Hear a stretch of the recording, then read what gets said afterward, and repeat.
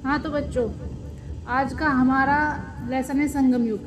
इसमें हमारे सीखने के मकसद हैं संगम साहित्य और संगम के अन्य स्रोत, संगम काल का राजनीतिक इतिहास, संगम राज्य व्यवस्था और समाज, संगम काल में धर्म महिलाओं की स्थिति, संगम युग की आर्थिक स्थिति।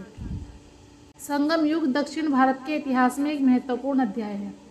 तमिल किंवदंतियों के अनुसार प्राचीन तमिलनाडु में 3 संगम मौजूद थे, जिन्हें लोकप्रिय रूप से मुचचंगम कहा जाता था। ये संगम पांडवों के शाही संरक्षण में फले फूले। तत्कालीन मदुरै में आयोजित पहले संगम में देवता और पौराणिक संतों ने भाग लिया था, लेकिन इस संगम का कोई ऐतिहासिक कार्य उपलब्ध नहीं था। दूसरा संगम कपाडापुरम में आयोजित किया गया था, लेकिन तोलकाप्पियम को छोड़कर सभी साहित्यिक कृतियां नष्ट हो गई। मदुरै में तीसरे संगम की स्थापना मुदाथिरुमन ने की थी। सबसे बड़ी संख्या में कवियों ने भाग लिया था, जिन्होंने प्रचुर मात्रा में साहित्य का सर्जन किया, लेकिन उनमें से कुछ ही बच पाए। ये तमिल साहित्य कृतियां संगम युग के इतिहास की पुनर्निर्माण के लिए उपयोगी स्रोत बनी हुई है।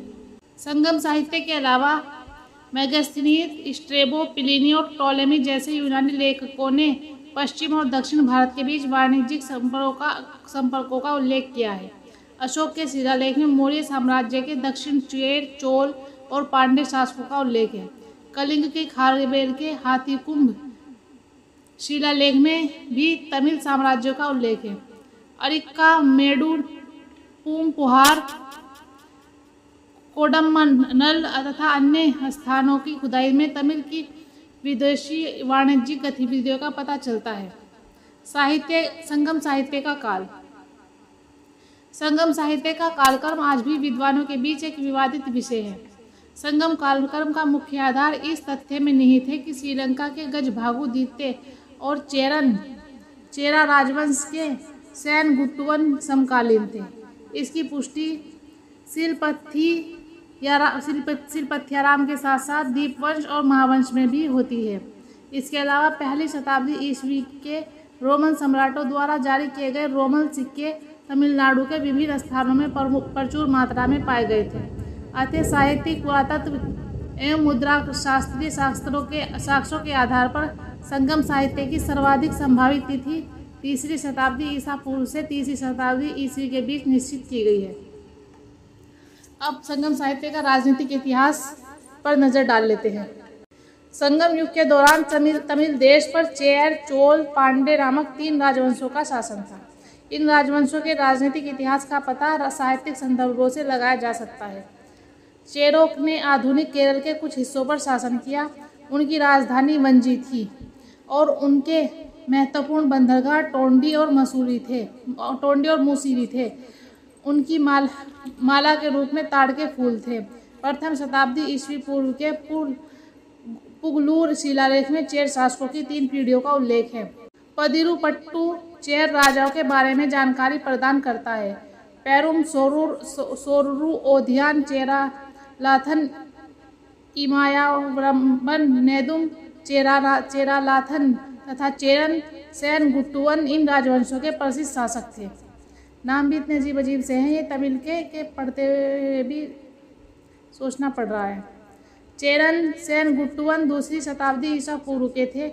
उनके छोटे भाई इलंगो आदिगल थे, जो शिलपथ्याराम के लेखक थे। उनकी सैन्य उपाधियों में उनका हिमालय अभियान उल्लेखनीय है। उसने कई उत्तर भारतीय राजाओं को हराया। सेनगुट्टुवन ने तमिलनाडु में आदर्श पत्नी के रूप में पट्टिनी पंथ पर कन्नगी की पूजा की शुरुआत की। कन्नगी की मूर्ति बनाने के लिए पत्थर उनके द्वारा अपने हिमालय अभियान के बाद लाया गया था। अभिषेक समारोह में श्रीलंका के गजभागु द्वितीय सहित कई राजकुमारों ने भाग लिया। ये हो गई आपका संगम साहित्य काल में हमने पढ़ लिया है चेर के बारे में, चेर राजवंश के बारे में। अब चोल राजवंश के बारे में पढ़ते हैं।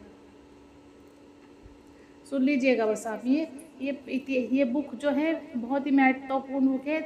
तमिलनाडु बोर्ड की 11वीं की बुक है ये। और यूपीएससी वालों को बहुत काम आती है, लेकिन ये इंग्लिश में होती है, इसलिए इसका हिंदी वर्जन बता रही हूँ मैं आपको, वरना मेरा जो है सब्जेक्ट इंग्लिश नहीं, ये हिस्ट्री नहीं है। तो अगर कुछ समझाने में दिक्कत रहे तो उसके लिए सॉरी, क्योंकि मैं सिर्फ आपको ट्रांसलेट ही बता रही हूँ, समझा नहीं पाऊँगी। संगम काल का चोल साम्राज्य आधुनिक तिरुचि जिले से लेकर दक्षिण आंध्र प्रदेश तक फैला हुआ था। उनकी राजधानी पहले उरेयूर में स्थित थी और फिर पुहार में स्थानांतरित हो गई। कविकार संगम चोलों का एक प्रसिद्ध राजा था। पट्टिनाम पलाई उनके प्रारंभिक जीवन और उनके सैन्य विजय को चित्रित करता है। पैन्नी की लड़ाई में उन्होंने चेर, पांडे और 11 छोटे सरदारों से युक्त शक्तिशाली संघ को हराया। इस घटना का उल्लेख अनेक संगम काव्यों में मिलता है।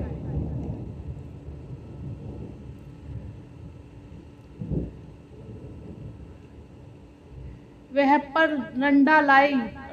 रंडालई उनके द्वारा लड़ी गई एक महत्वपूर्ण लड़ाई थी, जिसमें 9 दुश्मन सरदारों ने उनके सामने आत्मसमर्पण कर दिया था। कारिकाला की सैन्य उपाधियों ने उसे पूरे तमिल देश का अधिपति बना दिया। उनके शासनकाल के दौरान व्यापार और वाणिज्य का विकास हुआ।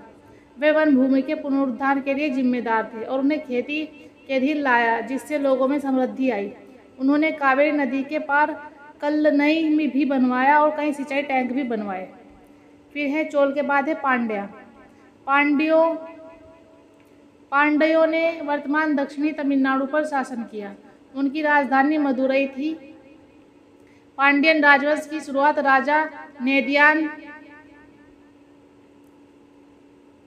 राजा नेदियान, पलियागलसाई, मुदुकुडमी, पेरुवलुधि और मुदाथिरुमरन थे। नाम बहुत हार्ड है तमिल के। वहाँ 2 नेदुनचेलियन थे। पहले व्यक्ति को आर्यपदाई कंदथा नेचुनचेलियन, आर्य सेनाओं पर जीत हासिल करने वाला। इसका मतलब होता है आर्यपदाई कंदथा नेदुनचेलियन का मतलब होता है आर्य सेनाओं पर जीत हासिल करने वाले। तो इस नाम से जाना जाता था। वह कोवलन की हत्या के लिए जिम्मेदार था, जिसके लिए कग्गनी ने मदुरै को जला दिया था।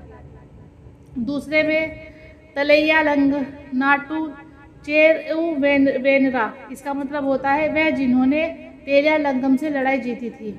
नक्किकार और मंगुडी मारुथनार ने उनकी प्रशंसा की। उन्होंने यह उपाधि तलैयालंगनाम की लड़ाई में अपने दुश्मनों को हराने के बाद पहनी थी, जो तंजौर जिले में स्थित है। इस जीत में नेदुनचेलियन ने पूरे तमिलनाडु पर नियंत्रण हासिल कर लिया। मंगुडी मारुथनार द्वारा लिखित मरुदुकनजी पांड्य देश की सामाजिक आर्थिक स्थिति का वर्णन करती है, जिसमें कोरकाई का समृद्ध बंदरगाह भी शामिल है। अंतिम प्रसिद्ध पांड्य राजा उग्गिरा पेरुवुधि थे। संगम युग के दौरान काल भैरव के आक्रमण के कारण पांड्यन शासन का पतन हो गया। संगम राज व्यवस्था। संगम काल में वंशानुगत राजतंत्र सरकार का स्वरूप था। राजा ने अपने मंत्री, दरबारी, कवि और शाही दरबार के अलावा दरबार या अवाई से भी सलाह ली थी। चेर राजाओं ने वनवन, कट्टुवन, इम्पोराई तथा विलावर जैसी उपाधियां धारण की। चोल राजाओं ने सैनी, वलावन, किल्ली और पांडे राजाओं ने थोन्नार और मीनावर जैसी उपाधियां धारण की। संगम राजवंशों में प्रत्येक के पास एक शाही प्रतीक था। पांडवों के लिए कार्प, चोलों के लिए बाघ और चेरों के लिए धनुष। शाही दरबार या अवाई में कई प्रमुख अधिकारी उपस्थित थे। राजा को अधिकारियों के एक बड़े समूह द्वारा सहायता प्रदान की जाती थी, जो 5 परिषदों में विभाजित था। वे मंत्री, पुजारी, कमांडर, दूत और जासूस थे। संगम युग के दौरान सैन्य प्रशासन भी कुशलतापूर्वक व्यवस्थित किया गया था। प्रत्येक शासक के पास एक नियमित सेना और उनके संबंधित संरक्षक थे। भू राजस्व राज्य की आय का मुख्य स्रोत था। विदेशी व्यापार पर भी सीमा शुल्क लगाया गया। पट्टिनापल्लाई से पोहार के बंदरगाह में कार्यरत कस्टम अधिकारियों को संदर्भित करता है। युद्धों में पकड़ी गई लूट भी शाही खजाने की बड़ी आय थी। डकैती और तस्करी को रोकने के लिए सड़कों और राजमार्गों का अच्छी तरह से रखरखाव किया गया और रात दिन सुरक्षा की गई। धर्म। संगम काल में धर्म क्या था? धर्म के बारे में भी पढ़ते हैं। पढ़ना क्या है, सुनना है तुमको। संगम काल के प्राथमिक देवता सेयोन या मुरुगन थे, जिन्हें तमिल भगवान के रूप में जाना जाता है। मुरुगन की पूजा की उत्पत्ति प्राचीन थी और भगवान मुरुगन से संबंधित त्योहारों का उल्लेख संगम साहित्य में किया गया था। उन्हें 6 निवासों से सम्मानित किया गया था, जिन्हें अरुपदाई विदु के नाम से जाना जाता है। इस दौरान अन्य देवताओं की पूजा की गई। संगम काल में मायोन विष्णु, वेंडन इंद्रन और वरुणन और कोरहवई थे। संगम काल में हीरो स्टोन या नाड़ू काल पूजा महत्वपूर्ण थी। हीरो स्टोन को युद्ध में योद्धा द्वारा दिखाई गई बहादुरी की याद में बनाया गया था। तमिलनाडु के विभिन्न क्षेत्रों में अंकित अनेक वीर शिलाएं पाई गई। इस प्रकार मृतक पूजन की बड़ी प्राचीनता है। महिलाओं की स्थिति। संगम काल में महिलाओं की स्थिति क्या थी, इस पर नजर डालते हैं। संगम युग के दौरान महिलाओं की स्थिति का पता लगाने के लिए संगम साहित्य में प्रचुर मात्रा में जानकारी उपलब्ध है। इस काल में अव्यार, नच्चलियार तथा कई पिदिनियार जैसी महिला कवियतियां फली फूली, जिन्होंने तमिल साहित्य में योगदान दिया। कई कविताओं में महिलाओं के साहस की सराहना भी की गई।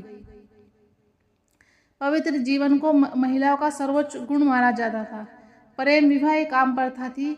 महिलाओं को अपना जीवन साथी चुनने की अनुमति दी गई थी। हालांकि विधवाओं का जीवन दयनीय था। सती प्रथा समाज में उच्च वर्ग में भी प्रचलित थी। नर्तकों के वर्ग को राजा और कुलीनों का संरक्षण प्राप्त था। अब वहाँ संगम वंश की ललित कला देखते हैं। ललित कला कैसी थी? संगम युग के लोगों में कविता, संगीत और लोक नृत्य प्रिय थे। सरदारों तथा सरदारों द्वारा कवियों को उदारदान दिया जाता था। शाही दरबार पनार और विलियार नामक गायकों से खचाखच भरे रहते थे। वे लोकगीतों और लोक नृत्यों में पारंगत थे। संगीत और नृत्य की कलाएं अत्यधिक विकसित थी।